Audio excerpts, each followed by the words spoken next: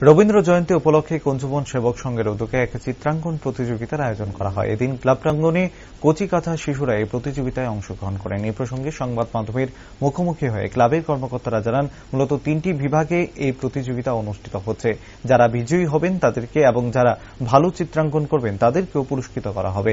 অন্যদিকে তিনি আরও জানান, কুঞ্জবন সেবক সংঘ বছর জুড়ে বিভিন্ন ধরনের সামাজিক কর্মসূচি অব্যাহত রাখে, যার মধ্যে স্বাস্থ্য শিবির, রক্তদান শিবির সহ অন্যান্য সাংস্কৃতিক অনুষ্ঠান ও সামাজিক কর্মকাণ্ড থাকে।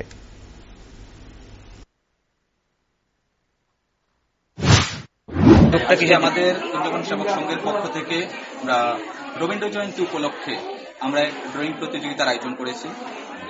আমরা এই ড্রয়িং প্রতিযোগিতার মধ্যে আমরা গত অনেকদিন আগে থেকে আমরা প্রচার করেছি, আর আমাদের এখানে প্রায় আজকে 100 জনের উপরে ড্রয়িং প্রতিযোগিতা অংশগ্রহণ করেছে। এই 100 জনের উপরে অংশগ্রহণ করেছে। আমরা বিভাগ করেছি, 3টি বিভাগ করেছি। 3টি বিভাগের মধ্যে ক বিভাগ, খ বিভাগ, গ বিভাগ, ক বিভাগ, খ বিভাগ, গ বিভাগ করেছি। এই 3টি বিভাগ, প্রত্যেক 3টা বিভাগের মধ্যে ফার্স্ট, সেকেন্ড, থার্ড যারা হবে তাদেরকে প্রত্যেককে পুরস্কার দেওয়া হবে। আর তাদের জন্য আরো যারা আছেন তাদেরকেও আমরা সান্ত্বনা পুরস্কার হিসাবে তাদেরকেও দেওয়া হবে। মোট কতজন পার্টিসিপেট করেছে? মোট আমাদের 100-র উপরে হয়েছে এখানে। এরকম প্রচেষ্টা কি আগামী দিনে কি থাকবে?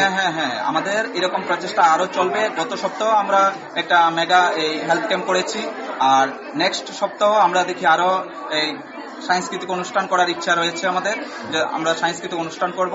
আর কিছুদিনের পরে আমরা ব্লাড ডোনেশনের জন্য প্রচার চালাচ্ছি, ব্লাড ডোনেশনও করব। আর